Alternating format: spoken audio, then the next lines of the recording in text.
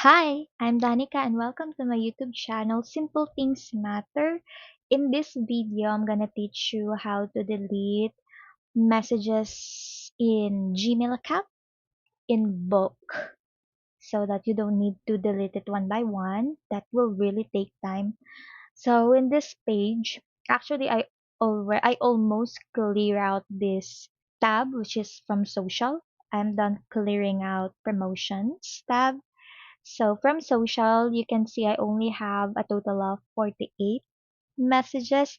So you just need to click this box that will be selecting all messages from this page. Then hit the delete button here. Then everything will be deleted. So you're good to go. I hope you learned something from this video. Thank you for watching.